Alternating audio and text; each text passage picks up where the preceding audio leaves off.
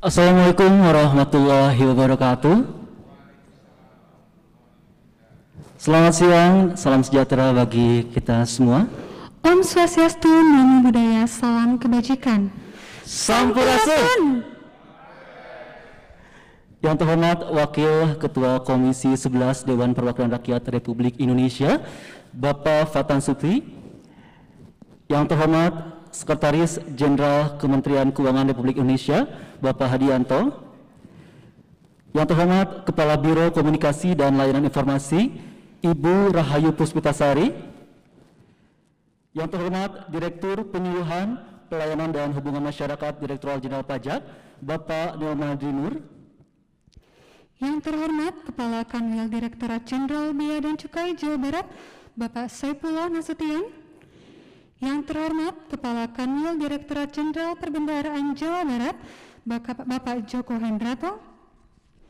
Yang terhormat Kepala Kanwil Direktorat Jenderal Kekayaan Negara Jawa Barat, Bapak Tafianto Nugroho. Yang terhormat Kepala Kanwil Direktorat Jenderal Pajak Jawa Barat 1, Ibu Erna Sulistiawati. Yang kami hormati para pejabat eselon 3 di lingkungan Kementerian Keuangan, beserta Bapak Ibu hadirin para wajib pajak dan tamu undangan yang berbahagia. Selamat datang kami ucapkan kepada Bapak Ibu hadirin dan para tamu undangan di Hotel Intercontinental Bandung pada hari ini Jumat 5 Maret 2021 dalam acara Roadshow Undang-Undang Cipta Kerja.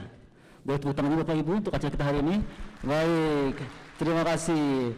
Ya, biar tidak tegang, Ya. saya sudah menyiapkan pantun ya untuk Bapak Ibu semua yang ada di sini. Tapi karena kita sekarang ini sudah ada di Bandung, Ya. jadi saya mau pantun berbahasa Sunda. Mangga, Kang. Coba ya, Bismillah, mudah-mudahan bisa ya Bapak Ibu ya. Saya coba. Naik kuda lumping, bayar 5.000. Cakep. Cakep, tolong dong saut Pak, cakep. Ah siap, saya ulangi lagi ya. Naik kuda lumping, bayar 5.000. Numpakna ti Braga ka Pasir Koja. Wilujeng sumping Bapak sareng Ibu di Nararaga Roadshow Undang-Undang Cipta Kerja. Hatur nuhun, alhamdulillah berhasil. Sakedap, Kang, sakedap. Tunggu sebentar. Kan di sini tengah semuanya orang Sunda ya. Betul. Mungkin ada yang nggak ngerti. Di sini saya juga mau ngasih pantun. Oh tapi siap. versi bahasa Indonesia. Versi bahasa Indonesia, baik silakan. Berpetualang hari Minggu ke Gasibu, Cantik, menikmati udara di kala senja. cantik. Selamat datang Bapak dan Ibu dalam acara roadshow Undang-Undang Cipta Kerja. Boleh tepuk tangan lagi Bapak Ibu, terima kasih banyak, luar biasa. Dan ngomongin tentang Bandung, selain udaranya yang sejuk, kira-kira menurut apa yang paling menarik dengan kota Bandung? Wisatanya tuh, Kang. Tentu saja wisatanya luar biasa. Di daerah mana kira-kira? Lembang atau Lembang. Ya, di Lembang tuh rajanya wisata. Banyak sekali ya. Mohon. Ya, gak heran kalau misalnya Sabtu Minggu ini kita selalu macet kalau di Bandung. Ada, kalau yang legenda ada Tangkuban Perahu. Sekarang ada yang kekinian Bapak Ibu. Ada Great Asia Afrika. Ada Great Asia Afrika, juga ada kalau kita mau berendam air panas, di mana Bapak Ibu? Tahu? Sari Ater, betul. Sari Ater. Dan masih banyak lagi wisata-wisata yang lainnya. Selain wisatanya, di Bandung juga terkenal dengan kuliner. Kuliner. Nah, kalau saya tanya kuliner apa yang kira-kira suka dari kota Bandung? Cilok, aku mah suka banget cilok. Cilok, Bapak Ibu tahu cilok? Cilok itu yang bulat-bulat, aci, yang ditusuk-tusuk, Iya, bumbu kacang. bumbu Bumbu kacang kacang. itu enak banget. Kalau saya sukanya batagor. Batagor. Batagor itu bakso tahu goreng. Iya. Itu juga pakai bumbu kacang, luar biasa enak banget. Kalau Bu Erna kira-kira sukanya apa Bu Erna kalau di kuliner Bandung? Sudah mencoba semuanya Bu? Seblak. Betul sekali Kang, Bu Erna. Sekarang seblak itu lagi populer banget ya di seluruh Indonesia. Bahkan kayaknya udah diekspor Kang. Iya, Luar kayaknya Kang, biasa. luar biasa. Seblak ini kalau pencinta pedas itu kayaknya wajib banget untuk coba namanya seblak. Yang hot juto. Betul sekali. Oh iya nih, ngomong-ngomong Kang, kita dari tadi udah ngobrol, udah membuka acara tapi belum kenalan. Bagaimana Kang kenalan dulu? Betul, ada istilah tak kenal maka tak sayang. Jadi biar Bapak Ibu lebih sayang lagi sama kita akan kenalan dulu Bapak Ibu. Nama saya Yovan Herdinawan dan rekan saya. Nama saya Aulia Dewi Anggraini. Dan kami berdua sebagai pegawai dari Kanwil DJP Jawa Barat 1. Ya Bapak Ibu, seperti yang telah kita jalani, seluruh acara kita pada hari ini telah sesuai dengan protokol kesehatan ya Kang Yovan ya. Betul. Mulai dari waktu kita masuk ke lobi hotel. Dicek suhu. Sudah. Pakai hand sanitizer ya Kang ya. Pakai hand sanitizer. Kemudian tadi juga kita sudah swab saliva terlebih dahulu. Sudah swab semuanya ya. Dipastikan semua yang hadir di sini insya Allah aman. Tapi walaupun sudah di swab, tetap ya selama acara berlangsung Bapak Ibu mohon untuk tetap menggunakan masker sampai dengan acara berakhir. Ya baik. Langsung kita ke topik acara Baik, Bapak Ibu, seperti yang telah kita ketahui bersama, Undang-Undang Nomor 11 Tahun 2020 tentang Cipta Kerja telah disahkan pada tanggal 5 Oktober 2020 dan diundangkan pada tanggal 2 November tahun 2020 dengan tujuan untuk menciptakan lapangan kerja dan meningkatkan investasi asing dan juga investasi dalam negeri. Betul sekali, tepat sekali. Dan Undang-Undang Cipta Kerja ini tidak hanya membahas tentang ketenagakerjaan saja Bapak Ibu, melainkan beberapa klaster lainnya. Salah satunya adalah klaster kemudahan berusaha perpajakan. Dan tujuan utama dari klaster kemudahan berusaha perpajakan ini adalah yang pertama untuk meningkatkan investasi. Kemudian untuk mendorong kepatuhan wajib pajak, memberikan kepastian hukum, dan tentu saja yang paling penting adalah menjamin keadilan dalam iklim berusaha. Nah, untuk mengetahui ketentuan pajak bahan saja yang mengalami penyesuaian dan perubahan pada Undang-Undang Cipta Kerja ini, semuanya akan kita bahas secara lengkap dengan berbagai narasumber yang luar biasa. Namun sebelum kita mulai acara ini, agar acara dapat berlangsung dengan lancar, mari kita awali dengan berdoa menurut agama dan kepercayaan masing-masing.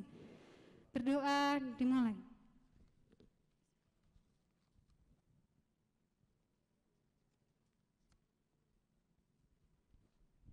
Berdoa selesai. Baik, kami persilakan Bapak, Ibu hadirin para tamu undangan untuk berdiri sejenak, karena kita akan bersama-sama menyanyikan lagu kebangsaan Indonesia Raya.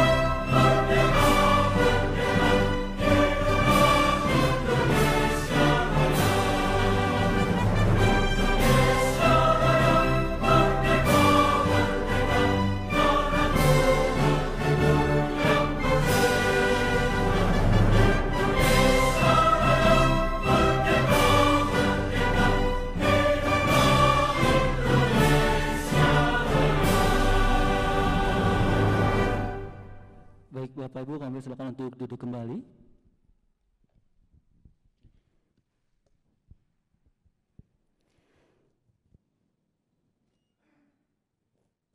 Baik Bapak Ibu, acara selanjutnya mari kita saksikan bersama-sama penayangan video apresiasi Direktur Jenderal Pajak. Selamat menyaksikan. Assalamualaikum warahmatullahi wabarakatuh. Salam sejahtera bagi kita semua. Om Swastiastu, Namo Buddhaya. salam kebajikan. Wajib pajak yang saya hormati, tahun 2020 baru saja kita lewati. Sebuah periode yang penuh tantangan bagi kita semua, terutama karena adanya pandemi COVID-19. Sebagai bangsa yang tidak mudah menyerah, kita terbukti mampu melalui tantangan di tahun 2020 dengan baik. Saya, Suryo Utomo, Direktur Jenderal Pajak, atas nama institusi mengucapkan terima kasih dan menyampaikan apresiasi yang setinggi-tingginya atas pembayaran pajak Anda di tahun 2020, yang secara keseluruhan mencapai 1.070 triliun rupiah, atau setara dengan 89,3% dari APBN tahun 2020. Pajak yang Anda bayarkan menjadi tulang punggung utama pembangunan bangsa, utamanya dalam upaya bersama kita untuk melawan pandemi COVID-19 yang masih belum berakhir. Kami memahami kondisi saat ini sedang tidak mendukung perkembangan dunia usaha dan investasi. Oleh karena itu, di tahun 2020 yang lalu, pemerintah telah memberikan sejumlah insentif pajak untuk menjaga agar dunia usaha tidak semakin terpuruk. Optimisme akan pertumbuhan ekonomi harus selalu dijaga. Di tahun ini, program vaksinasi COVID-19 akan dilaksanakan. Dengan adanya program vaksinasi tersebut, diharapkan aktivitas masyarakat dan dunia usaha akan kembali menggeliat, dan perekonomian akan kembali pulih. Pajak yang Anda bayar tentu berkontribusi sebagai salah satu sumber utama dana pemerintah untuk membiayai program vaksinasi tersebut. Selamat menyongsong tahun 2021 dengan penuh semangat dan harapan. Salam sehat, pajak yang kuat untuk Indonesia yang maju. Wassalamualaikum warahmatullahi wabarakatuh. Om Santi Santi Santi.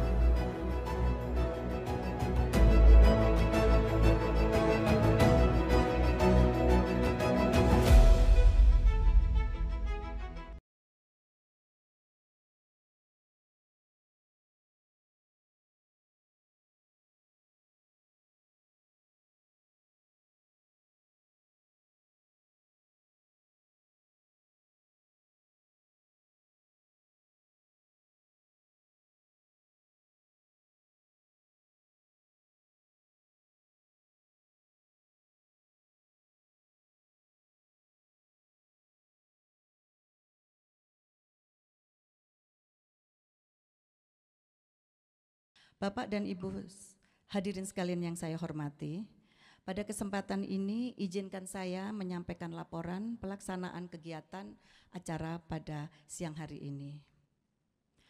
Rancangan Undang-Undang Cipta Kerja telah resmi disetujui untuk ditetapkan sebagai undang-undang pada tanggal 5 Oktober 2020 oleh Dewan Perwakilan Rakyat Republik Indonesia dan telah disahkan dan diundangkan pada tanggal 2 November 2020 menjadi Undang-Undang Nomor 11 Tahun 2020 tentang Cipta Kerja oleh Presiden Republik Indonesia.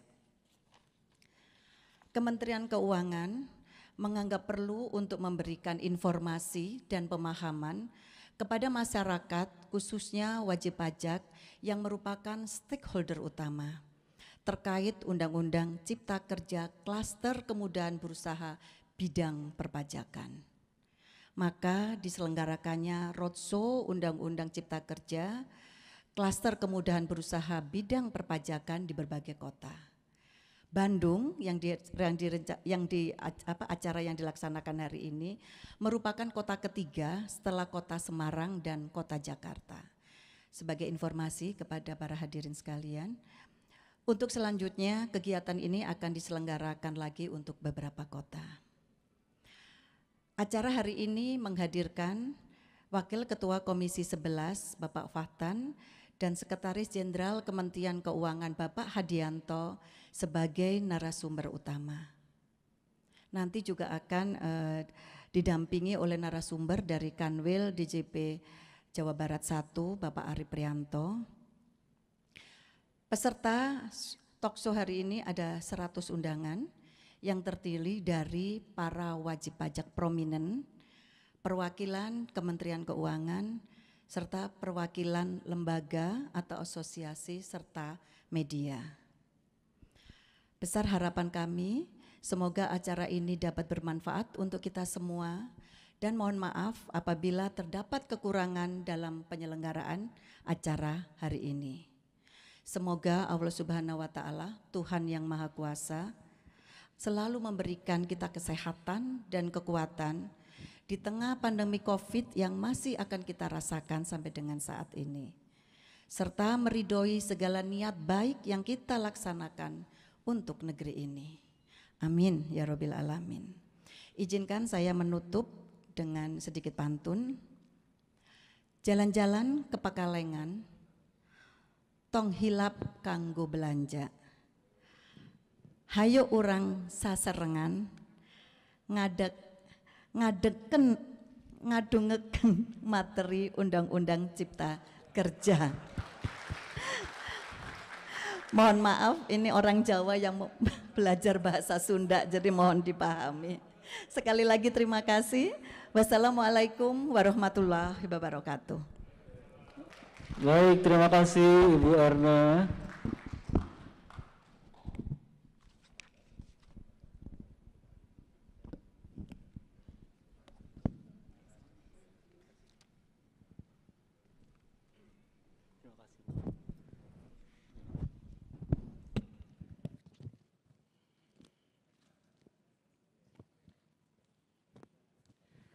Baik Bapak Ibu hadirin, sebelum kita masuki acara inti kita pada hari ini adalah jam-jam yang rawan Bapak Ibu, jam-jam yang ngantuk.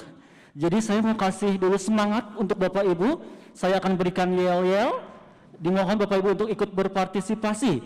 Ketika saya serukan yel-yel pajak kuat, Bapak Ibu silakan jawab dengan Indonesia Maju dan silakan ajukan tangannya. Seperti ini Bapak Ibu ya. Baik, kita coba dulu untuk semangat kita hari ini. Pajak kuat, Indonesia Maju. Kurang semangat. Ini udah jam berapa? Jam 3 pantesan. Lebih semangat lagi Bapak Ibu. Pajak kuat, Indonesia Maju. pajak kuat, Indonesia Maju. boleh tepuk tangan untuk kita semua Bapak Ibu. Terima kasih banyak, luar biasa. Dan mudah-mudahan yel-yel ini juga menjadi doa buat kita semua. Mudah-mudahan pajak semakin kuat, didukung oleh wajib pajak yang hebat untuk menuju Indonesia Maju. Amin, amin ya Rabbal Amin, Alamin. amin. Baik Bapak Ibu hadirin sekalian, kita langsung saja ke acara inti kita pada hari ini, yaitu paparan materi terkait Undang-Undang Nomor 11 Tahun 2020 tentang Cipta Kerja yang akan disampaikan oleh para narasumber yang telah hadir pada siang hari ini, yaitu Bapak Hadianto yang merupakan Sekretaris Jenderal Kementerian Keuangan, Bapak Fathar Subhi selaku Wakil Ketua Komisi 11 Dewan Perwakilan Rakyat Republik Indonesia, serta Bapak Arif Prianto, Kepala KPP Pratama Soreang. Boleh tepuk tangan Bapak Ibu untuk para narasumber kita yang luar biasa pada hari ini. Dan acara talkshow ini akan dipandu oleh moderator Bapak Deni Suryasentosa. Beliau adalah Kepala Bidang Keberatan Banding dan Pengurangan Kanwil DJP Jawa Barat 1. Kami persilakan Bapak Deni, dan acara akan kami serahkan sepenuhnya kepada moderator. Kami silakan.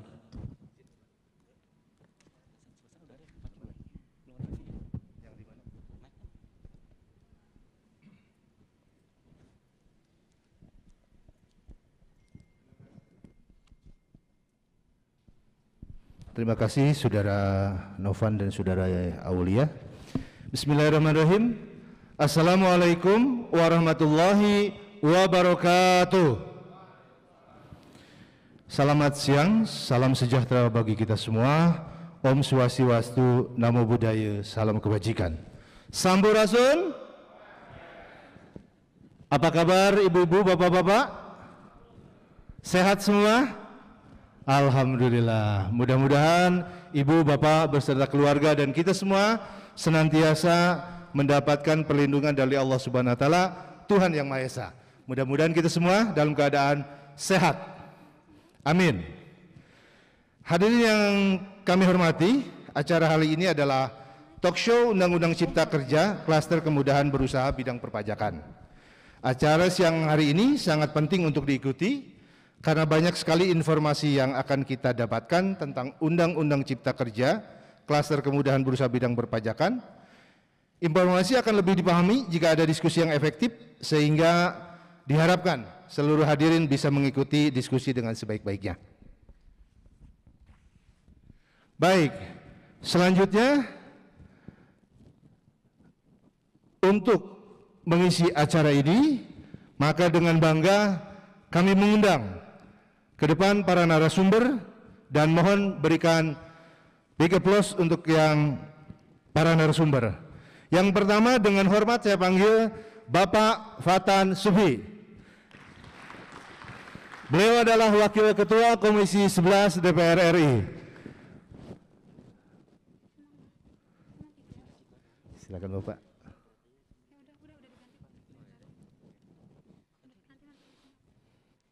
Di sebelah sini, Bu. Monggo. Selanjutnya dengan hormat kami panggil Bapak Hadianto. Tepuk tangan untuk Bapak Hadianto.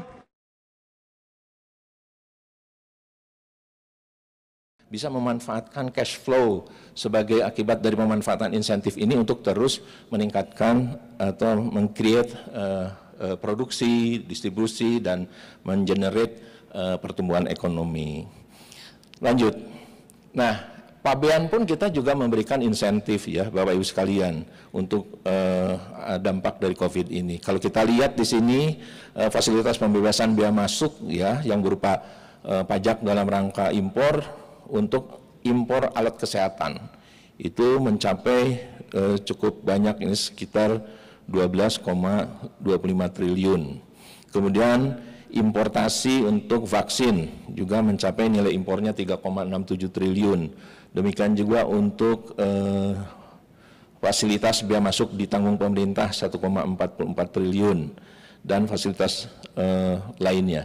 Nah, Bapak Ibu sekalian, kalau kita lihat dari surveinya untuk fasilitas impor Alkes ya, 90% menganggap sangat bermanfaat, 93% sangat tertarik dan ingin memanfaatkan kembali fasilitas itu, dan 100% menganggap bermanfaat dan tertarik memanfaatkan kembali.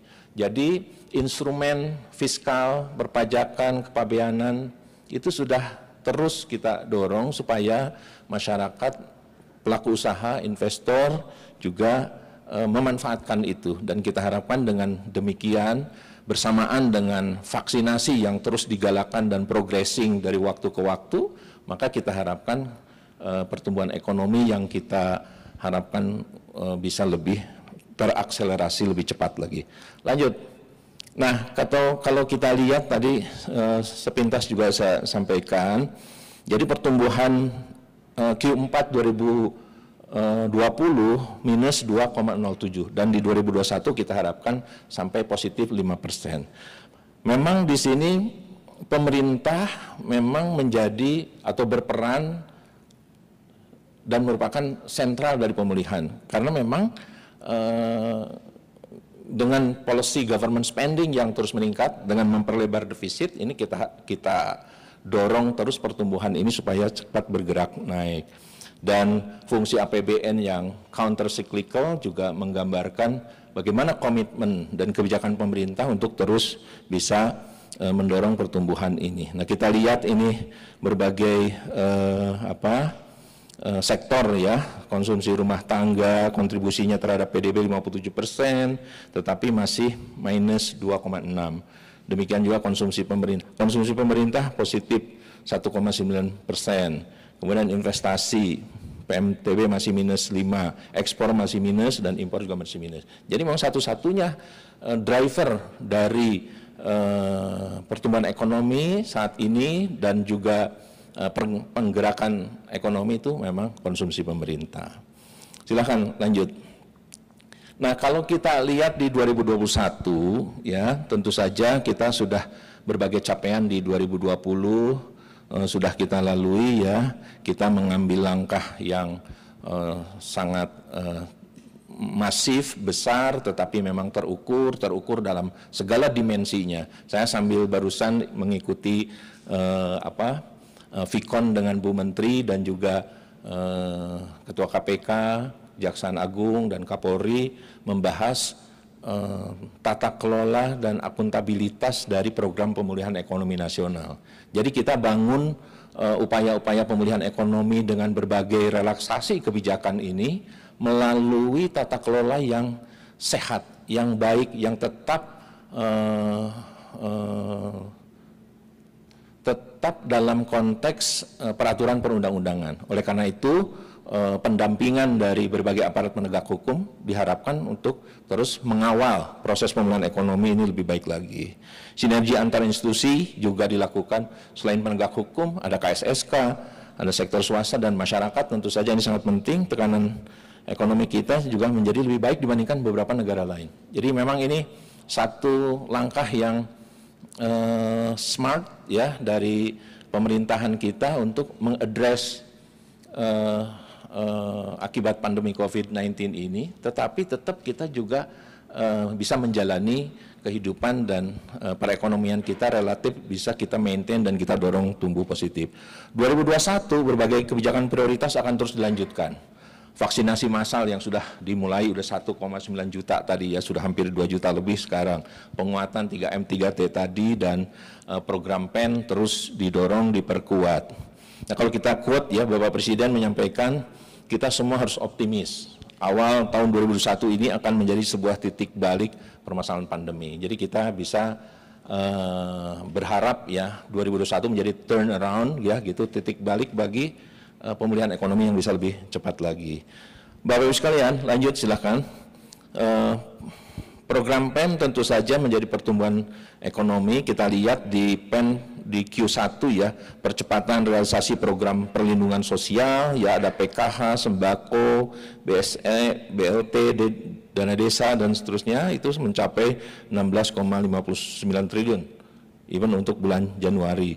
Percepatan penganggaran dan realisasi BPUM, program padat karya, insentif PPNBM, percepatan program vaksinasi tahap kedua. Ini semuanya mendorong atau berkontribusi besar terhadap pertumbuhan ekonomi di Q1, kuartal 1. Nah, untuk itu kita juga terus mendorong dan memberikan berbagai fasilitas kepabeanan untuk alkes dan vaksin saja mencapai 825,33 miliar dari total nilai impor 4,52 triliun. Impor alkes kita atur dalam PMK 34 maupun vaksin.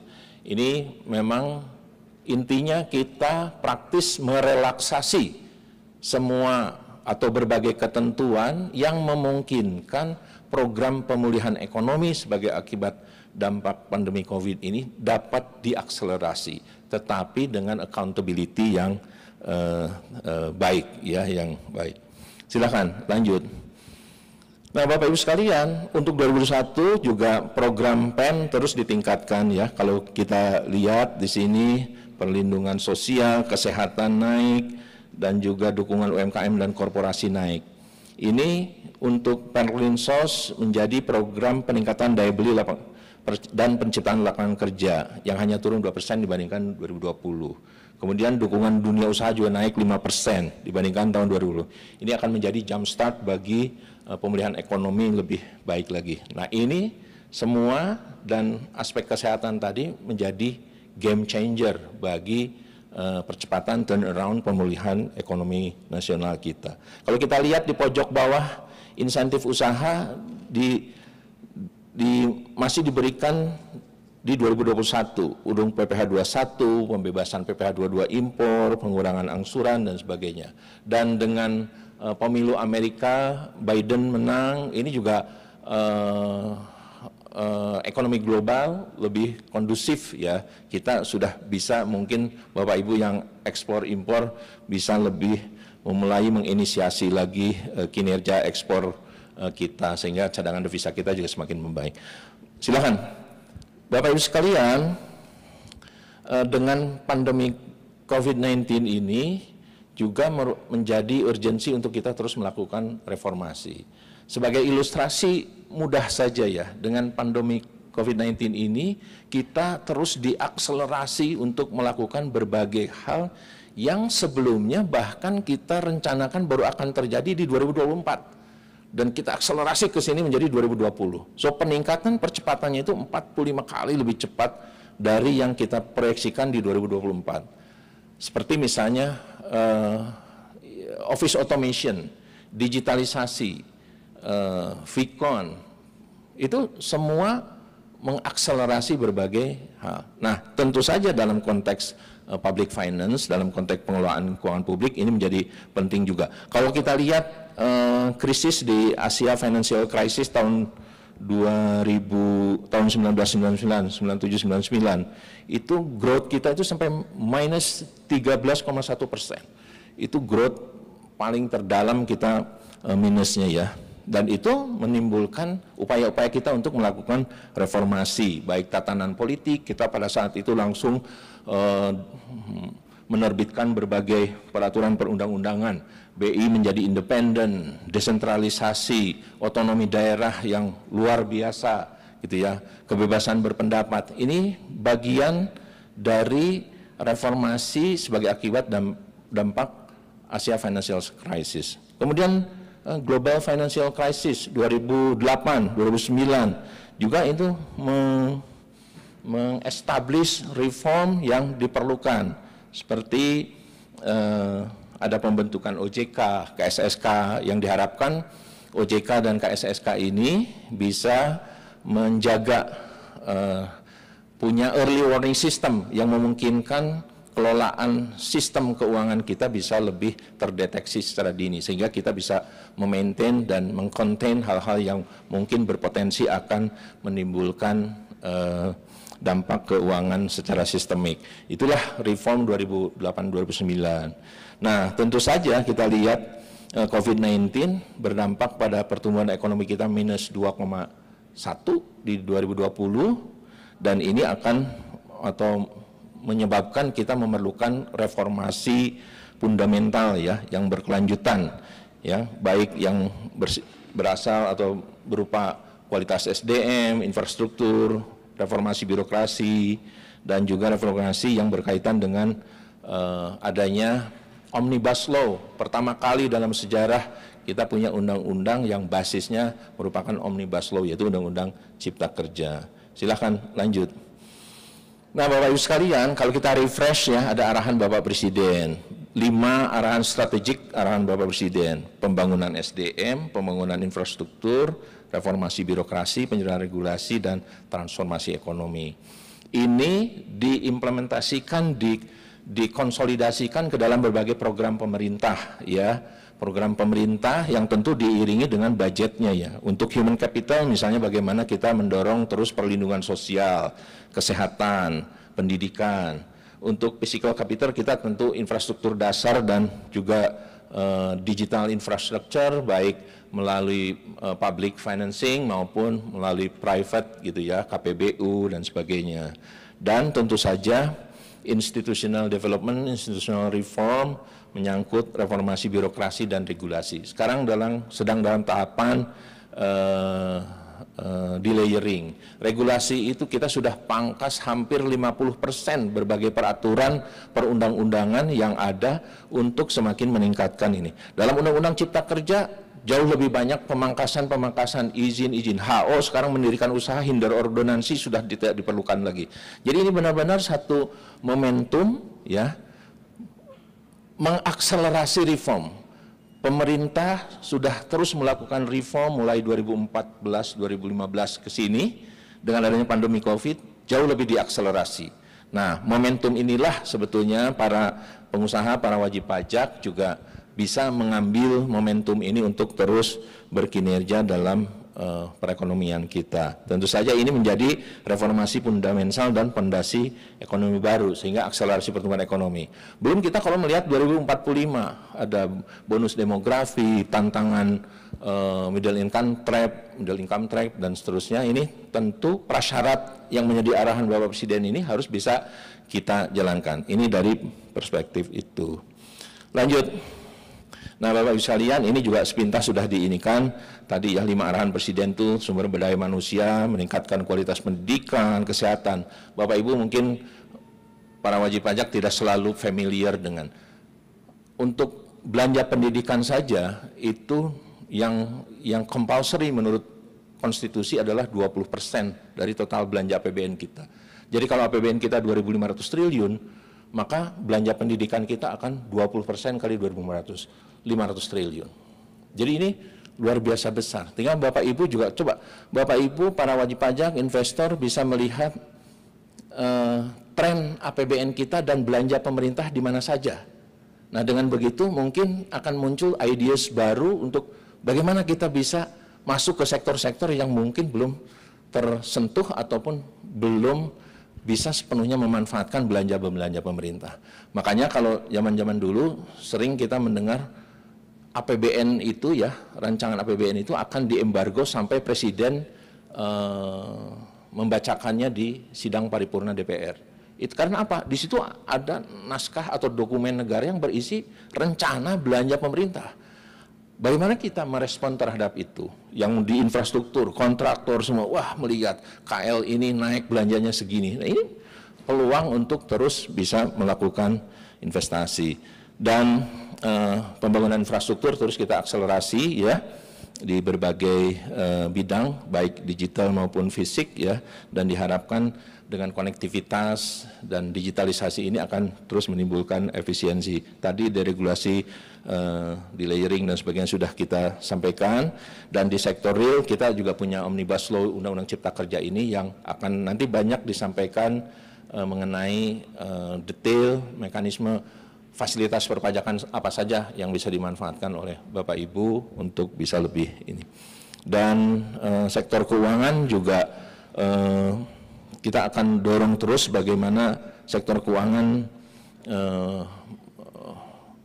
memiliki kedalaman gitu ya, tidak shallow, tidak dangkal. Nah ini terus pemerintah melakukan berbagai upaya termasuk financial literacy dan seterusnya, fintech dan sebagainya. Kemudian akses juga akan terus dibuka dan peningkatan efisiensi menjadi sangat penting. In short, sebenarnya bagi yang sekarang Bapak Ibu adalah wajib pajak tetapi sekaligus pelaku usaha, tentu saja it's the momentum untuk memperoleh kredit lebih banyak lagi nih sebenarnya. Karena there's over liquidity on the market sektor financial ya, dan sekarang BI juga sudah menurunkan 7-day repo itu ya, rate-nya, kemudian bank juga sudah mulai menurunkan, tinggal Bapak Ibu mengcapture penurunan dan peluang itu untuk berbagai peningkatan kinerja usaha Bapak Ibu sekalian. Bapak Ibu sekalian, mungkin itu beberapa hal yang ingin kami share di sini pada kesempatan ini. Tentu nanti Pak Fatan Sukhi, Wakil Ketua Komisi 11 akan lebih banyak juga mengulas Undang-Undang Cipta Kerja dari aspek policy makingnya ya, dari political exposure-nya seperti apa. Mungkin itu saya ringkasannya, tidak perlu disampaikan. Terima kasih, kurang lebihnya kami mohon maaf. Wassalamualaikum warahmatullahi wabarakatuh. Waalaikumsalam warahmatullahi wabarakatuh. Berikan aplaus buat Bapak Hadianto. Terima kasih Bapak. Barusan kita sudah mendapatkan pencerahan bagaimana APBN 2020 telah bekerja keras dengan prinsip counter cyclical, di mana belanja pemerintah disalurkan dan pemberian insentif baik dari sisi fiskal maupun bea. Ini terbukti dapat menahan dampak COVID-19 dan diharapkan menjadi penggerak perekonomian. Salah satunya yang sudah dilakukan adalah dengan pemberian PEN sebesar 579,8 triliun di tahun 2020. Tadi juga digambarkan oleh Pak Hadianto bagaimana 2021 akan semakin diberikan pemberian insentif baik dari sisi UMKM dan lain sebagainya, serta diambil quote dari Bapak Presiden bahwa harus tetap optimis, dan ternyata COVID-19 ini juga membawa dampak untuk terjadinya reformasi fundamental yang berkelanjutan. Mungkin itu saja yang bisa disampaikan, nanti akan kita perluas lagi di dalam sesi diskusi. Baik Ibu Bapak yang kami banggakan, selanjutnya akan kita undang pembicara yang kedua, narasumber yang kedua, yaitu Wakil Ketua Komisi 11 Bapak Fatan Subhi. Sebelumnya akan dibacakan terlebih dahulu untuk kurikulum vitae-nya. Dr. Mus Fatan Subhi, Wakil Ketua Komisi 11 DPR RI, Fraksi Partai Kebangkitan Bangsa, Riwayat Pendidikan MI Miftahul Pala tahun 1982, MTS Sunan Kalijaga Bandung tahun 1985, PGA Salatiga tahun 1988, Universitas Islam Al-Aqidah tahun 2001, dengan riwayat pekerjaan DPR RI sebagai anggota DPR RI tahun 2014 sampai 2019, Kementerian Tenaga Kerja dan Transmigrasi sebagai staf khusus menteri tahun 2013 sampai 2014, PT Amin Sinar Lestari sebagai komisaris tahun 2005 sampai dengan tahun 2010, Induk Koperasi Syirka Wanang NU sebagai direktur tahun 2005 sampai 2012, dengan riwayat organisasi DPP PKB sebagai Ketua Bidang Keuangan dan Perbankan tahun 2019 sampai 2024, PWIK PMI DKI Jakarta sebagai Ketua tahun 2015 sampai 2019, DPP PKB sebagai Wakil Sekjen tahun 2015 sampai 2019, Pengurus Pusat Lembaga Perekonomian NU sebagai Pengurus tahun 2005 sampai 2019, Departemen Ekonomi dan Pemberdayaan Umat Pengurus Pusat MUI sebagai anggota tahun 2005 sampai 2009, Pengurus Besar PMII sebagai Ketua tahun 1997 sampai 1998, PC PMII DKI Jakarta sebagai Ketua Umum tahun 1995 sampai 1996. Baik, selanjutnya mari kita berikan tepuk tangan untuk Wakil Ketua Komisi 11 DPR RI Bapak Fatan Subhi. Dipersilakan Bapak.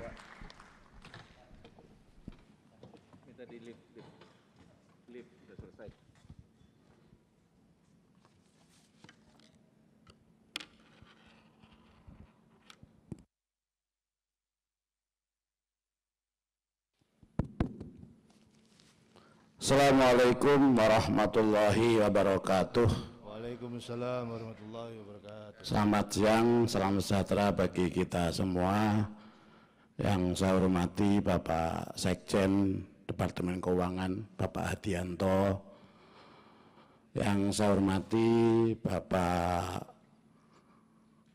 Kepala Bea Cukai Kanwil Jawa Barat, Bapak Saifullah. Yang saya hormati Direktur Penyuluhan Pajak yang baru dilantik, baru setengah bulan Pak ya. Yang saya hormati Ibu Kanwil Pajak Jawa Barat, Ibu Erna, kemudian Ibu Cynthia. Ibu Cynthia lebih akrab dengan Direktur SMI ya, Bang Eksim. Ya.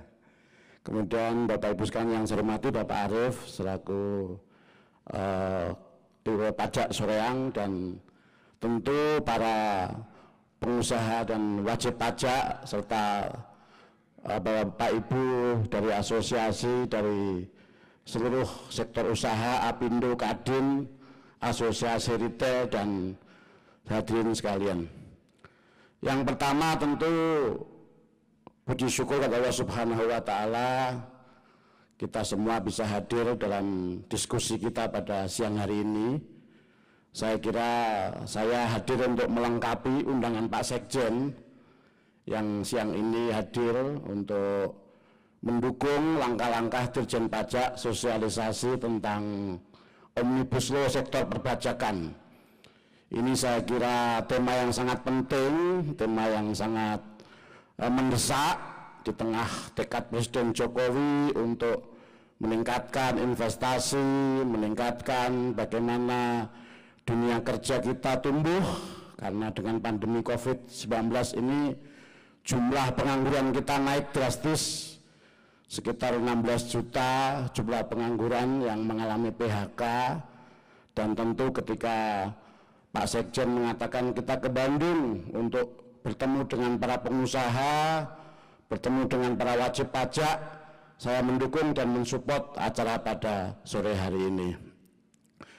Bapak Ibu sekalian yang saya hormati, tentu tadi Pak Sekjen menceritakan bahwa Undang-Undang Omnibus Law memang undang-undang yang sangat besar sekali, undang-undang yang sangat berat sekali, apalagi kemudian di tengah COVID ini.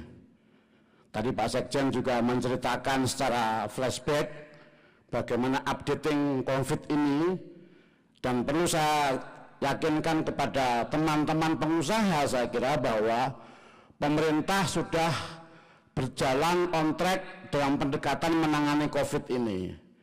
Kita tidak bisa membayangkan kalau kita bandingkan dengan negara-negara lain, misalnya seperti Malaysia yang mengalami kerusuhan sosial ketika mengadakan lockdown, ada kerusuhan di Penang, di Sarawak, seperti juga di Eropa yang lain, di Brussels, di Denmark gitu loh. Jadi saya kira Pak Jokowi sudah mengambil jalan tengah antara pendekatan-pendekatan yang bersifat pengetatan dalam prokes, tapi juga memberikan ruang bagi dunia usaha untuk tumbuh dan berkembang.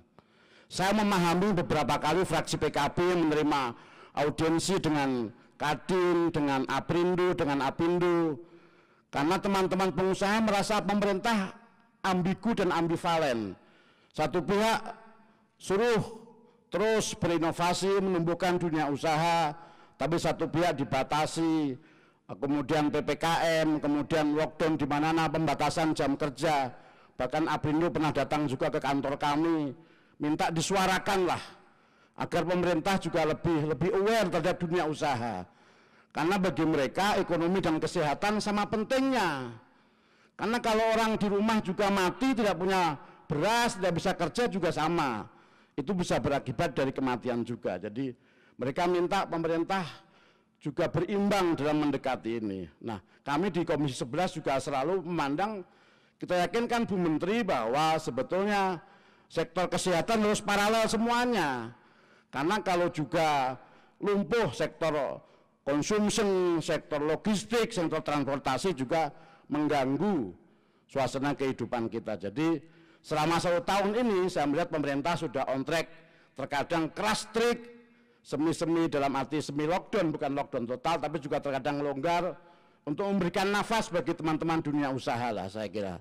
Dan ini pentingnya acara pada sore hari ini adalah bagaimana kita mendengar, bagaimana kita menyerap sebetulnya teman-teman pengusaha ini harus didengarkan, karena mereka lah sebetulnya yang selalu berinovasi dan menampung dengan kreatif-kreatif mereka. Pak Sekjen, 10.000 tenaga kerja, saya tahu mereka punya tekstil, punya industri, punya garmen, punya pabrik misalnya kabel, manufaktur dan lain sebagainya. Jadi saya kira pertumbuhan ekonomi dan angkatan tenaga kerja tergantung pada yang hadir pada hari ini. Jadi yang pertama tentu situasi COVID hari ini bisa kita lalui bersama, dan Pak Sekjen tadi mengatakan game changer kita adalah vaksin. Saya kira betul, dan kemarin ketika Pak Ridwan Kamil menemukan varian baru di Kerawang, saya juga minta teman-teman wartawan jangan terlalu membuat sehingga panik lagi lah. Ini kan sudah bagus ini. Karena sebetulnya ketika masyarakat terlalu panik, jadi tingkat imunitas turun lagi kan gitu. Ini kan mulai turun lagi terus. Penambahan tiap hari sudah mulai bagus, mulai turun. Jadi orang ketika mulai vaksin ada harapan, ada new hope lah, harapan baru, sehingga orang mulai beraktivitas, mulai berbelanja, mulai keluar pasar, mulai itu. Dalam salah satu kesempatan ketika kami RDP dengan jajaran Dirut BRI, ketika BRI ditanya Pak Jokowi, apa yang membuat pertumbuhan ekonomi bisa cepat? Ya konsumsi domestik. Pak Presiden harus membuat masyarakat bisa keluar rumah belanja sehingga ekonomi bisa naik gitu loh. Nah itulah bagaimana cara itu kita yakinkan bersama sehingga ekonomi bisa tumbuh. Tadi Pak Presiden mengatakan kuartal 4 kan BPS minus 2,09. Nah saya nggak tahu nih Januari Februari ini, saya kira sudah mulai tumbuh, tapi bisa positif atau masih negatif berapa, kita lihat tunggu. Tapi kan pasti angka kemiskinan naik, jumlah pengangguran juga naik. Jadi kita belum bisa optimis kalau DPR dan Komisi 11 masih melihat apakah asumsi pemerintah 4,5 sampai 5,5, Bank Indonesia juga 4,5 sampai 5, kemudian World Bank, kemudian IDB, sekitar itu semua 4,5 sampai 5. Cuma pergerakannya kita masih lihat belum menggembirakan, walaupun beberapa fenomena global sudah mulai bagus, capital inflow saham sudah mulai naik, kemudian komoditas sudah mulai naik, sawit, batu bara sudah mulai naik lah. Tanda-tanda kehidupan sudah mulai nampak, tapi kita nggak tahu apakah vaksin ini terus bisa membuat 2021 sampai bagus, stabil, ataukah nanti ada kejutan-kejutan gelombang kedua, atau WHO bisa memprediksi lebih buruk lagi, kita nggak tahu. Tapi yang pasti bahwa kita telah membangun optimisme, sehingga saya kira perlu forum-forum seperti ini kita adakan terus-menerus gitu. Yang kedua, saya kira saya kembali ke Omnibus Law sektor perpajakan tadi. Memang lembaga riset internasional namanya McKinsey Global Institute mengatakan bahwa Indonesia bisa jadi negara maju tahun 2030. Bisa dengan syarat-syarat yang diterapkan dengan ketat. Nah, termasuknya adalah bagaimana Indonesia menghasilkan satu undang-undang yang komprehensif. Satu undang-undang yang mempermudah investasi, kemudian hambatan-hambatan, semua kendala-kendala di lapangan bisa dihilangkan. Nah, itulah lahirnya makanya Omnibus Law, Undang-Undang Cipta Kerja itu yang bukan memangkas tapi menyatukan 77 undang-undang dan hampir 1023 pasal yang terdampak dari Undang-Undang Cipta Kerja ini.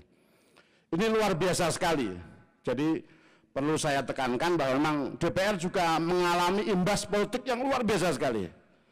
Saya kira Bapak Ibu melihat demo besar-besaran sampai 2 bulan DPR tutup, diblokade. Saya kira kami juga menerima imbas politik karena DPR dianggap menuruti kemauan pemerintah. DPR dianggap yes man gitu loh. Apalagi PKB juga partai pemerintah. PKB adalah pendukung Pak Jokowi gitu loh. Tapi kita punya rasionalisasi, kita mengatakan bahwa kita mau angkatan tenaga kerja berhenti sampai hari ini ataukah kita mau lanjut gitu loh. Nah, itu yang oleh teman-teman buruh saya kira selalu dikotomi antara pertumbuhan yang berkeadilan, pertumbuhan yang berkualitas, ya kan, dan mereka selalu kepengen yang tinggi terus gitu loh. Mereka selalu bertentangan itu. Nah, kita selalu bandingkan dengan Vietnam misalnya, bagaimana investor selalu welcome, investor selalu merasa nyaman, investor selalu merasa dihargai, investor selalu merasa bahwa di Vietnam lebih available dan lebih friendship dibanding Indonesia. Nah, perdebatan-perdebatan itu saya kira semua fraksi, saya kira baik fraksi pemerintah ataupun non pemerintah, tapi alhamdulillah berbulan-bulan kita berhasil menyelesaikan. Saya kira Pak Sekjen juga sebagai speaker di DPR, sebagai wakil dari Menteri Keuangan juga, dan juga pada saat yang sama kita COVID, Pak Sekjen juga mendampingi Menteri Keuangan untuk menyusun tadi yang dikatakan program PEN, pemulihan ekonomi nasional, soal burden sharing misalnya, soal bagaimana Bank Indonesia membeli surat utang pemerintah misalnya, itu juga perdebatan sangat lama di Komisi 11 gitu loh. Tidak ada jalan lain. Pasti Bank Indonesia merasa, pasti Bank Indonesia, OJK, akhirnya ya udahlah, ini kan keputusan politik, semua harus bekerja, semua mengambil resiko karena kepentingan negara di atas segalanya. Ini sudah tidak ada way out lagi. Menteri Keuangan, kita rapat bersama teman-teman yang lain jadilah. Nah, itulah sebetulnya beberapa tahapan-tahapan sehingga situasi COVID kita bisa lalui bersama, tidak ada gejolak sosial, tidak ada ya ras, tidak ada apa-apa. Tadi beliau mengatakan ada Omnibus Law sektor keuangan, kita tahu LPS tidak bisa men-take over bank kalau belum bank dikatakan gagal. Nah, itu juga problem juga. Nah, itu kita juga lagi membangun satu sektor keuangan yang kuat. Kenapa LPS tidak bisa mengambil kalau dikatakan gagal ya berarti sudah terlambat kan? Efeknya sudah sistemik. Nah, gitu. Kita lagi mencari early warning, early action, lebih awal. Kalau belum ya sudah. Bagaimana supaya tidak berdampak pada sektor-sektor yang lain gitu. Nah, itu jadi rangkaiannya semua di situ karena dengan bank, dengan APBN, dengan sektor real, dengan Bapak Ibu sekalian, pajak, tenaga kerja. Jadi sektornya semuanya berkaitan dan berkelindan. Nah, disitulah sebetulnya posisi DPR. DPR selalu bersama pemerintah karena kita tahu tidak mungkin Kalau DPR mau pencitraan pasti kita akan punya konsep lain, tapi tidak. Ini situasi pandemi, selalu orang mengatakan pemerintah tidak punya simulasi, pemerintah tidak punya skenario. Ya memang karena pandemi ini tidak ada contohnya. Kalau tahun 98 krisisnya krisis cuma bank-bank rontok saja, ini kan kesehatan. Orang nggak bisa keluar rumah, logistik macet, semua hanya bisa melalui online, melalui virtual, jadi semua berhenti stuck semua. Tentu harus ada satu simulasi-simulasi yang cerdas, yang komprehensif sehingga bekerja dengan baik. Nah, tentu dengan Omnibus Law dan Undang-Undang Cipta Kerja ini kita harapkan, saya kira Bapak Ibu sekalian, para wajib pajak, asosiasi, dan tentu para pengusaha yang hadir, Apindo, Aprindo, HIPMI, Kadin, saya kira bisa memanfaatkan insentif-insentif pajak yang disediakan oleh pemerintah, ada PPh badan, pengurangan, ada pajak digital, saya kira itu bisa dimanfaatkan dengan baik, saya kira. Prinsipnya pemerintah selalu bagaimana dunia usaha tumbuh, bagaimana ikut berkontribusi terhadap memerangi kemiskinan, bagaimana ikut menumbuhkan dunia kerja, karena tiap tahun saya kira tugas pemerintah adalah tenaga kerja harus terserap. Karena kalau angkatan kerja terdidik itu berbahaya sekali. Orang terdidik nganggur itu berbahaya sekali. Pasti yang terjadi adalah bagaimana situasi politik akan terancam. Itu ya, jadi sebetulnya dengan adanya Omnibus Law dan Undang-Undang Cipta Kerja ini meminimalisir dampak-dampak politik yang ditimbulkan, kira-kira.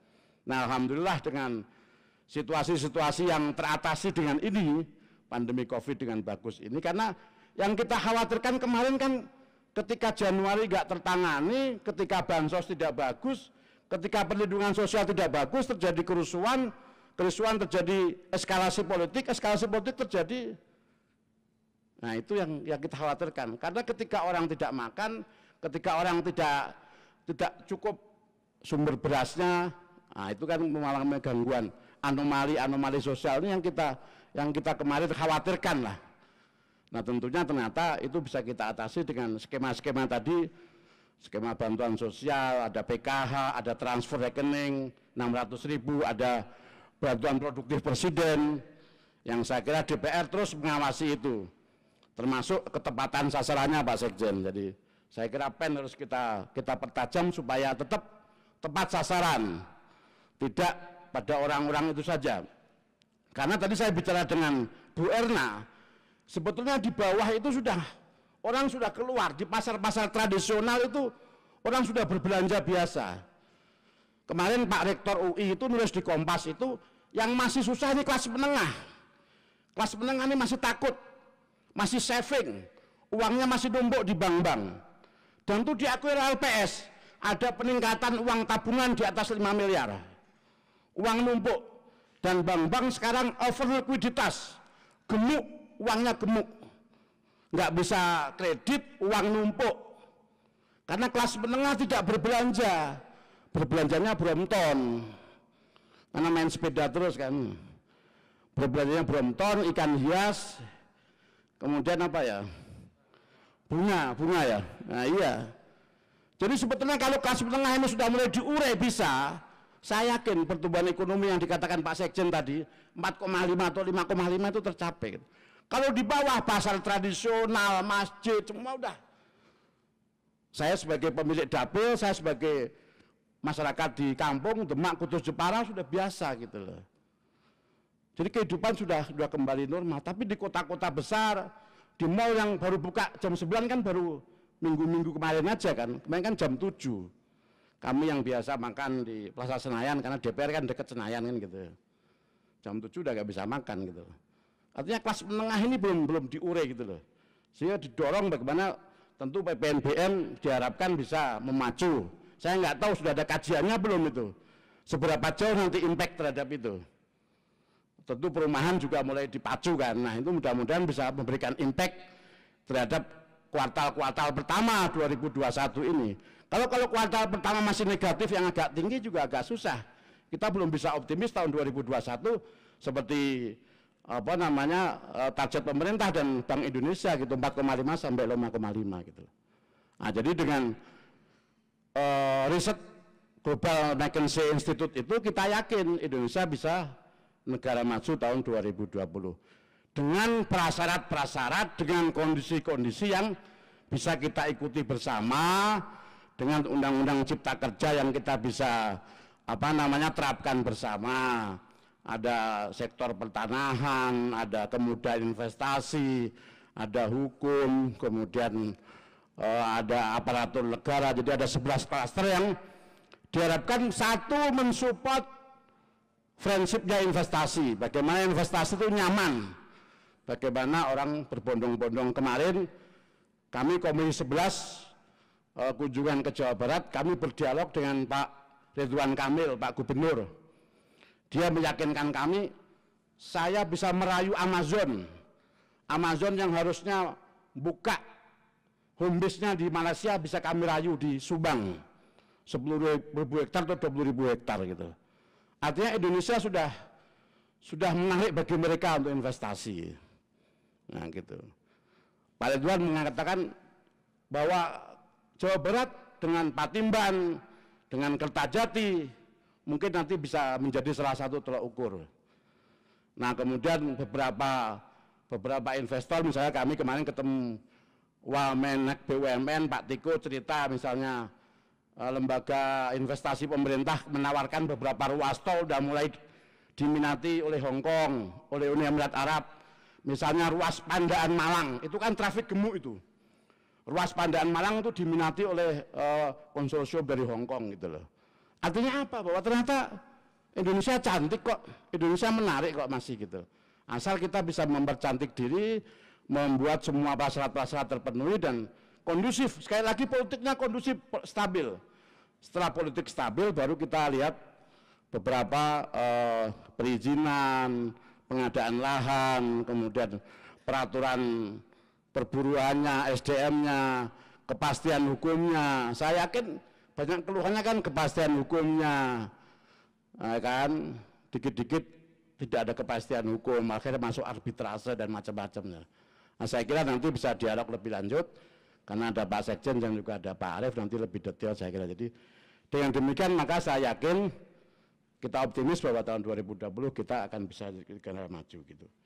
Itu saja mungkin dari saya. Jadi saya kira Omnibus Law ini kemudahan investasi saya kira kita akan pacu terus, dan dengan lahirnya SWF, lembaga investasi pemerintah itu, saya kira kita semakin optimis karena APBN sudah memberikan modal kerja sekitar 90 triliun untuk modal awal lembaga investasi pemerintah itu, SWF itu, dan sudah roadshow ke beberapa negara Timur Tengah, Qatar, Uni Emirat Arab, Uni Eropa gitu. Mereka masih melihat tetap Indonesia is the best lah gitu. Jadi saya kira kita tidak perlu pesimis, tapi juga tetap kita harus mencermati langkah-langkah yang akan kita lakukan, dan DPR saya kira bersama pemerintah terus mencari solusi-solusi bagaimana national interest, kepentingan bangsa kita harus utamakan di atas segala-galanya. Sekian, terima kasih. Akhirul kalam, wassalamualaikum warahmatullahi wabarakatuh. Waalaikumsalam warahmatullahi wabarakatuh. Terima kasih Pak Fatan Subhi. Silakan.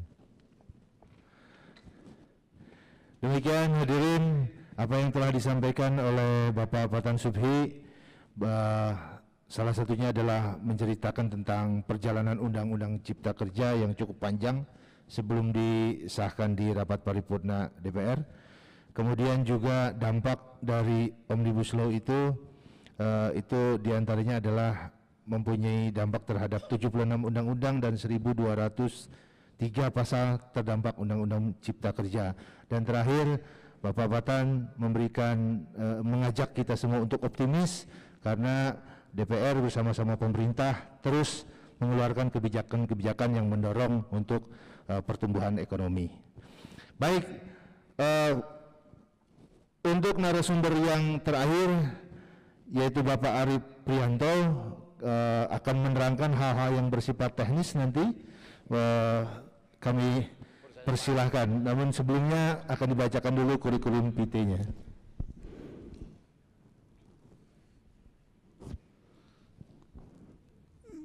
Bapak Arief Prianto, Kepala Kantor Pelayanan Pajak Pratama Soreang, Direktorat Jenderal Pajak, lahir di Banjarbaru tanggal 8 Desember 1969, dengan riwayat pendidikan sarjana ekonomi Fakultas Ekonomi Universitas Indonesia tahun 1997, Magister Manajemen Universitas Krishna Dwipayana Jakarta tahun 2007, dengan riwayat jabatan Kepala KPP Pratama Bangka dari tahun 2019 sampai dengan tahun 2012, Kepala KPP Media Palembang dari tahun 2012 sampai dengan tahun 2015, Kepala Subdirektorat Pengembangan Manajemen Kepegawaian Kantor Pusat Direktorat Jenderal Pajak dari tahun 2015 sampai dengan tahun 2016, Kepala Bidang Data dan Pengawasan Potensi Perpajakan Kantor Wilayah DJP Jawa Barat 1 dari tahun 2016 sampai dengan tahun 2020, serta saat ini merupakan Kepala Kantor Pelayanan Pajak Pratama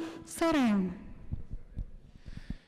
Baik, mungkin satu lagi yang bisa ditambahkan untuk Pak Arif ini di KPP Soreang, Pak Sekjen, bahwa untuk KPP Soreang, pimpin Pak Arif itu sudah mendapatkan ZIWBK dan saat ini sedang dalam penilaian untuk mendapatkan ZIWBBM. Kami persilahkan Pak Arif.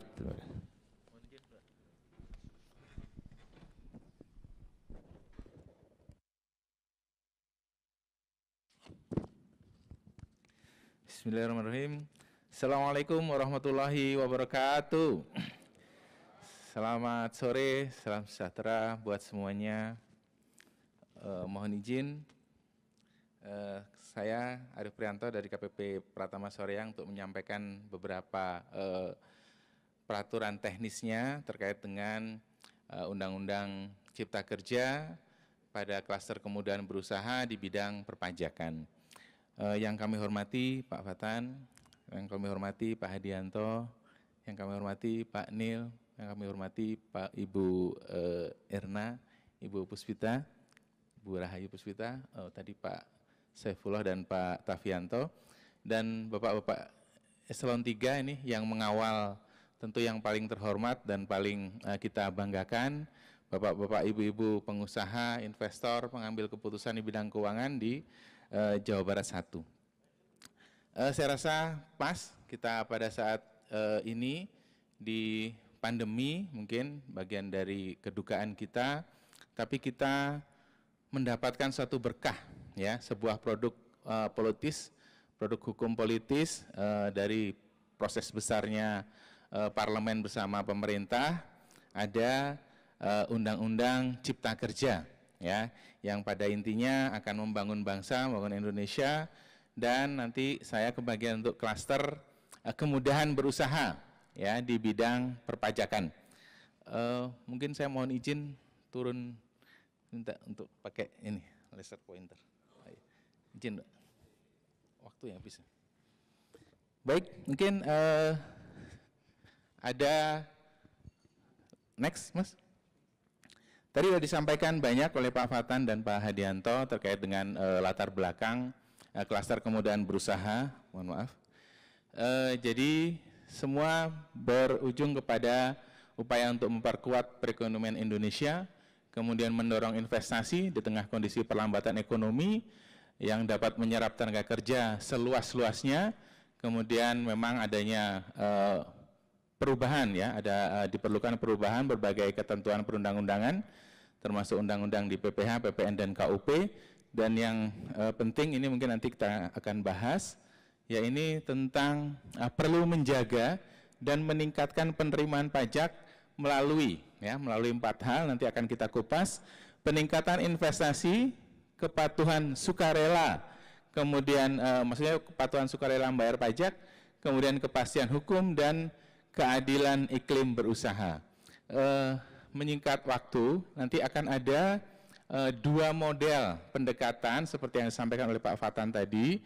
Apa yang dirasakan oleh Bapak Ibu pengusaha dengan adanya undang-undang ini? Nanti kita bisa lihat dari outcomes-nya, dari apakah yang diberikan dalam undang-undang ini terkait dengan peningkatan investasi. Nah, pasalnya berapa, kemudian existing-nya seperti apa, dirubah seperti apa, kira-kira akan respon pengusahanya seperti apa. Ya, nanti akan kita lihat, kemudian nanti institusi juga berharap adanya sebuah kepatuhan sukarela yang meningkat, kemudian kepastian hukum karena pajak pasti adalah terkait dengan proses hukum, kemudian dan keadilan iklim berusaha supaya dalam berusaha itu ada keadilan, ya. Baik, next kita lihat. Nah ini kalau mungkin di belakang nggak akan terbaca, nanti bahan ini official, maksudnya sah resmi dari P2 Humas Kantor Pusat. Saya hanya memudahkan saja untuk Bapak Ibu untuk bisa merasakan lah dalam waktu mungkin 20 menit apa nih terkait dengan peningkatan investasi dan lain-lain. Nanti kita bisa lihat, tapi nanti akan dikupas agak panjang, itu sesuai dengan struktur logik undang-undangnya, karena ada pasal 111, pasal 112, 113, langsung ke PPH, ke PPN, dan KUP. Ya, nanti kita bisa merasakan, oh perubahannya ini, existingnya seperti ini, harapannya seperti ini. Baik, mungkin nanti langsung aja ke undang-undangnya, ini yang 111-nya di PPH, kemudian di PPN, dan di KUP. Kita lihat, nanti bahan bisa kita bagikan untuk mempermudah. Jadi, nggak kelihatan. Baik, di PPH, coba atasnya Mas, dilihat ke atas sedikit aja, supaya membacanya mudah. Sebenarnya slide-nya udah saya gabung jadi satu. Jadi nanti kita membacanya, substansi klaster kemudahan berusaha di bidang perpajakan ini, ujung-ujungnya adalah harusnya meningkatkan pembangunan nasional.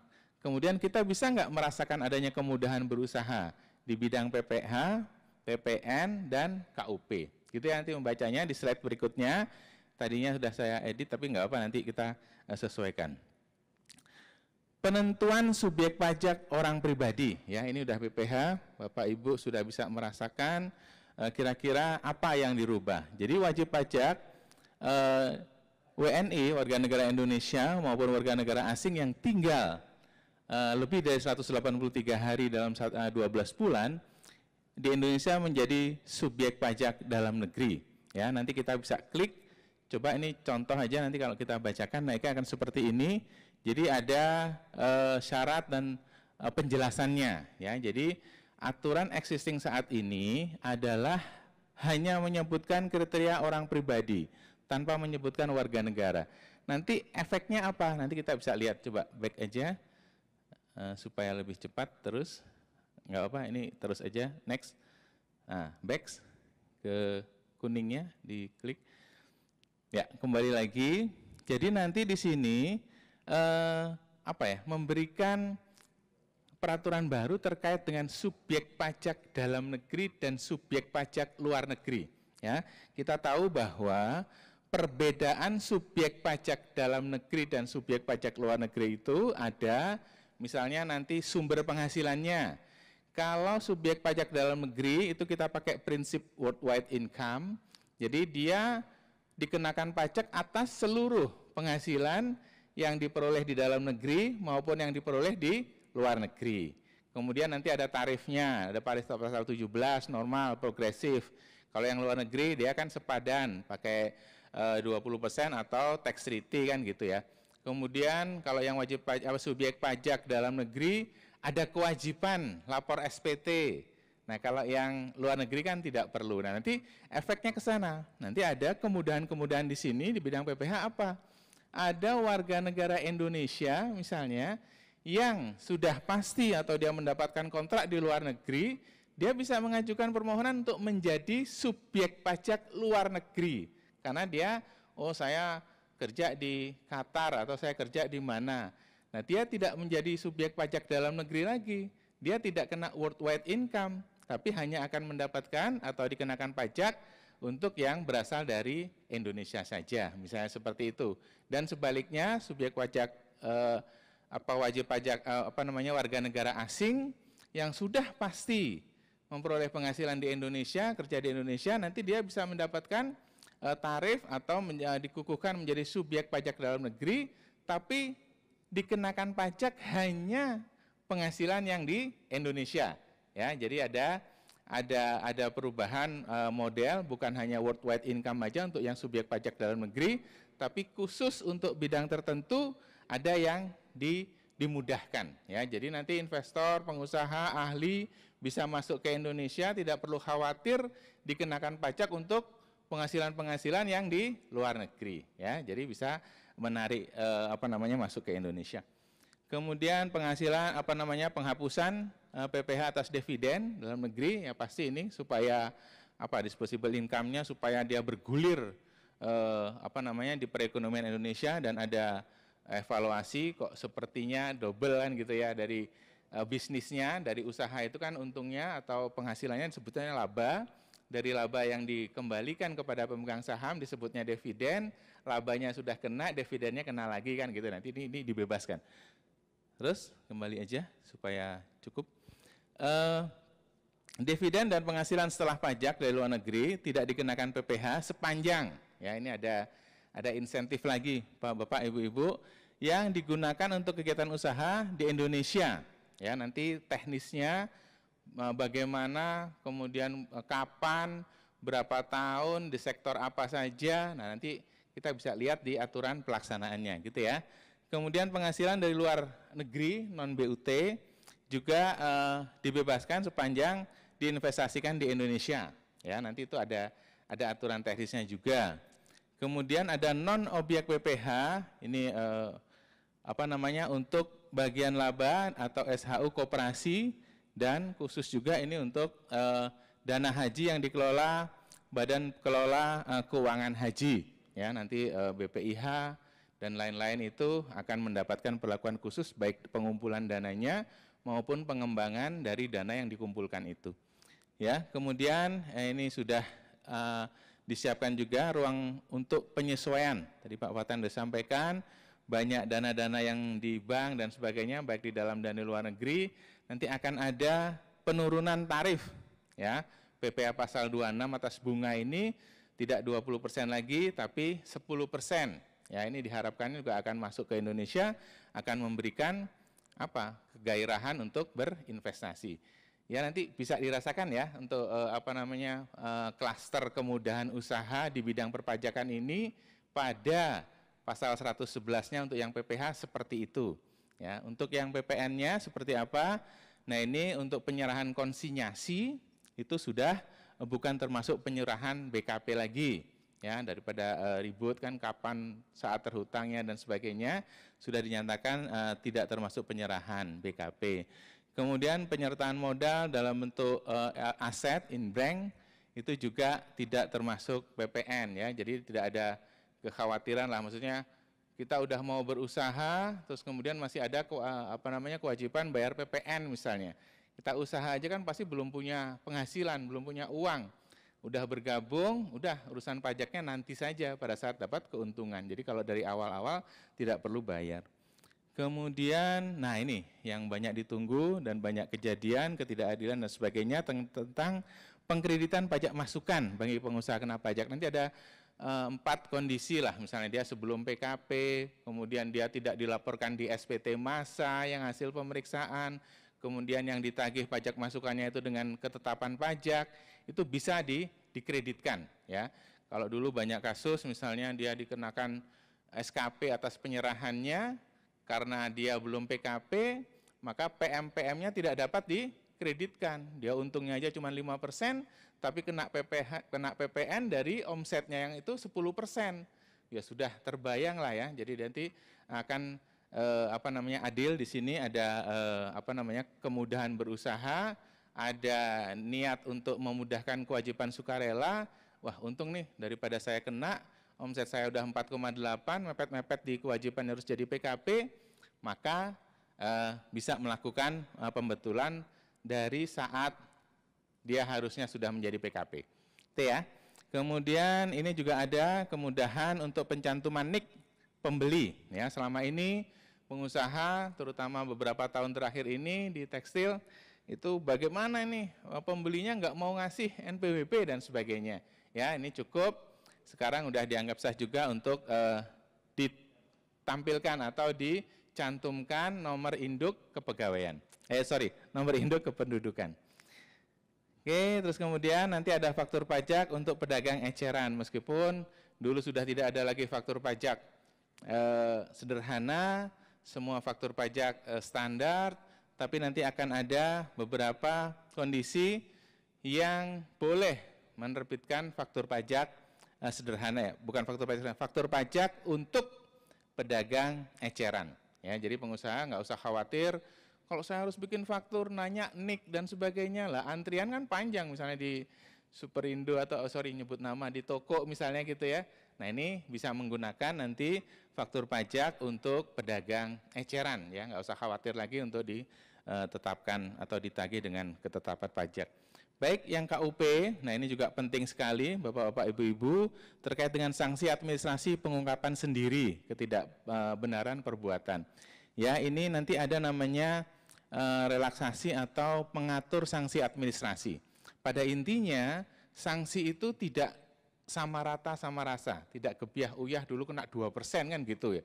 Nah ini kita menghargai baik di sisi wajib pajak secara adil gitu ya, masa yang diperiksa dengan yang mengungkapkan sendiri, yang melakukan pembetulan, yang mengangsur, itu setiap terlambat kena 2%.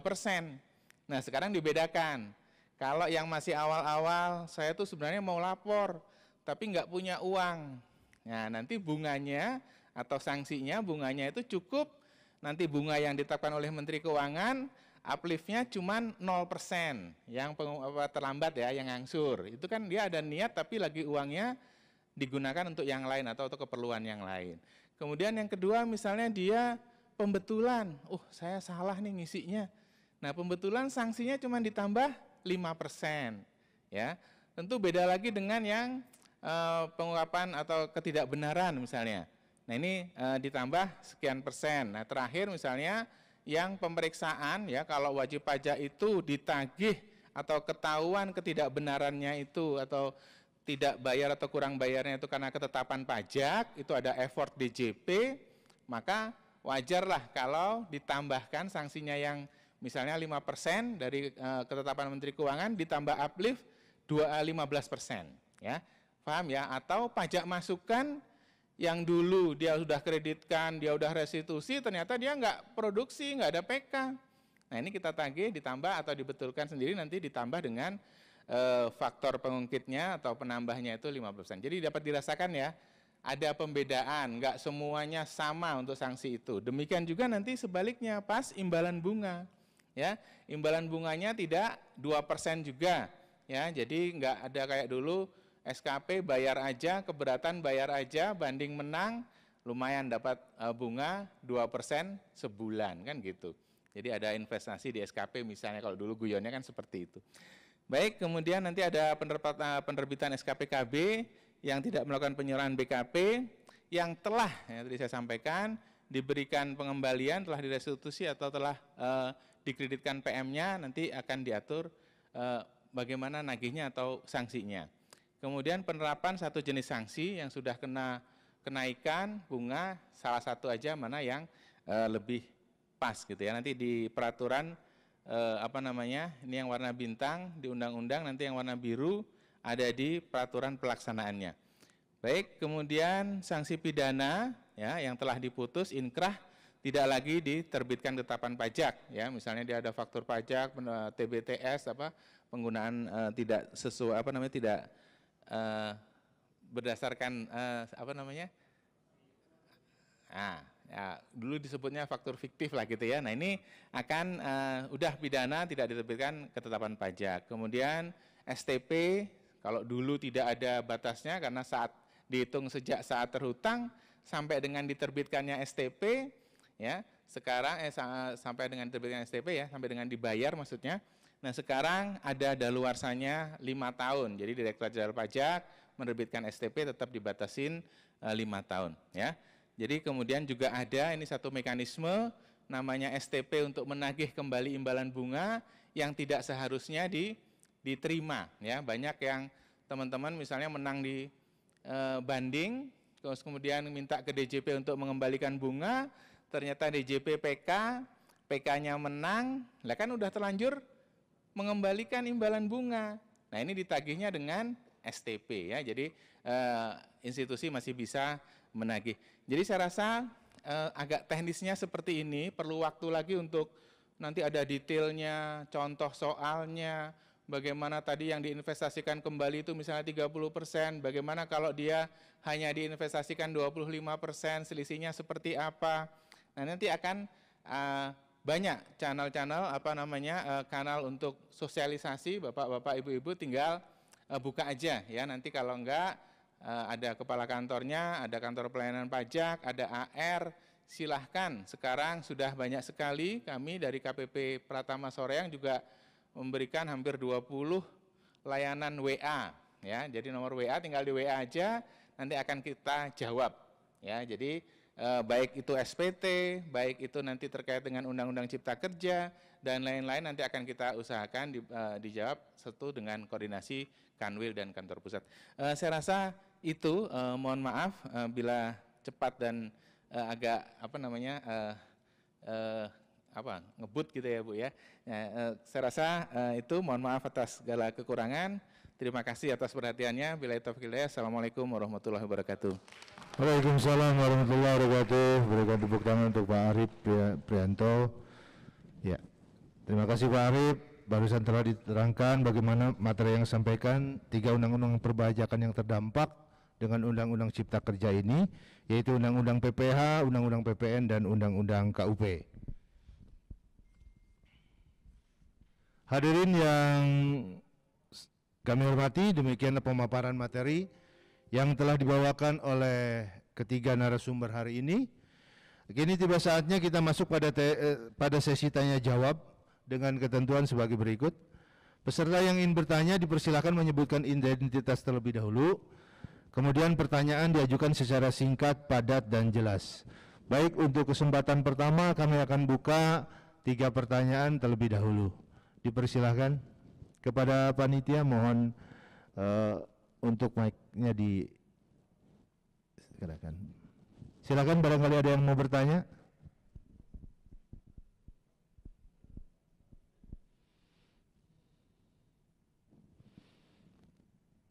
Ibu bapak yang kami hormati, barangkali ada yang mau bertanya atau sudah terpuaskan rupanya. Atau barangkali ada yang mau disampaikan meskipun tidak usah dalam bentuk pertanyaan. Barangkali ada hambatan atau keluhan dari sebelah kanan, barangkali ada Pak. Mohon tunjuk kalau memang ada. Baik, 1. Masih ada lagi yang lain atau? Baik, sementara sambil menunggu yang lain untuk bertanya, kami persilahkan di sebelah kanan. Mohon disebutkan nama Pak. Terima kasih. Terima kasih. Nama saya Rudi dari Ikatan Konsultan Pajak Indonesia, dari IKWI. Saya ingin bertanya tentang klaster kemudahan dan kedepannya. Kebetulan di sini ada Pak Hadianto dan ada Pak Fatan dan mungkin dari Dirjen Pajak. Ini ada isu yang lagi rame sekarang. Sekarang tuh selain klaster kemudahan berusaha tuh juga ada isu tax amnesty jilid 2. Nah, kebetulan pengusaha-pengusaha mungkin bertanya-tanya apakah akan terjadi lagi ini tax amnesty jilid 2. Ya, karena dengan tax amnesty jilid 2 diharapkan ekonomi makin bergerak. Mungkin Pak Hadianto dan Pak Patan bisa menjawab. Terima kasih. Baik, terima kasih Pak Rudi.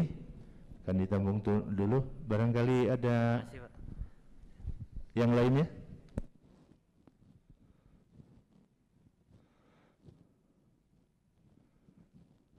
Atau mau dijawab dulu? Baik. Sementara akan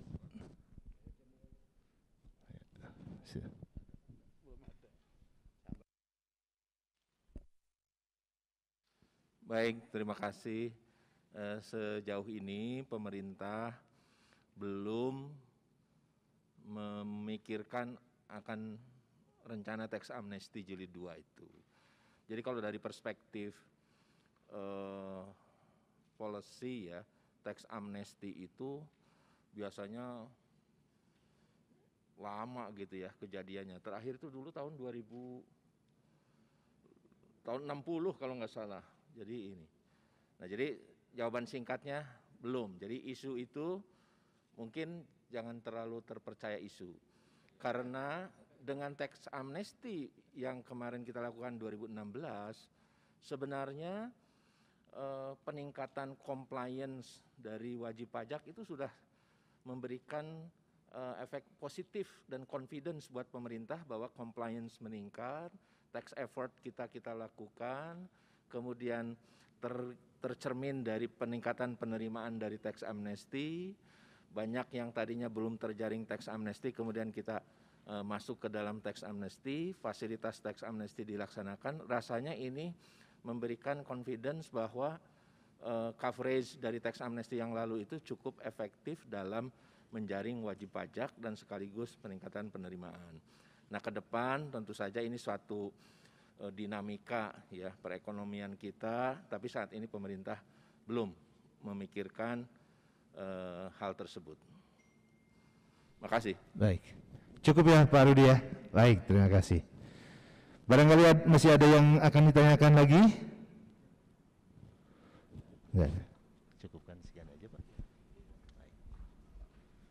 Baik, kalau memang sudah tidak ada, hadirin sekalian, terima kasih atas kehadirannya hari ini di acara talk show Undang-Undang Cipta Kerja Klaster Kemudahan Berusaha Bidang Perpajakan. Saya ucapkan terima kasih kepada para hadirin. Mudah-mudahan apa yang kita dapatkan hari ini bisa menjadi bekal untuk tetap optimis di 2021. Terima kasih juga untuk Pak Adianto, Pak Sekjen, Pak Fatan, kemudian Pak Arif. Demikian yang bisa disampaikan pada hari ini. Wabillahi taufiq wal hidayah. Wassalamualaikum warahmatullahi wabarakatuh.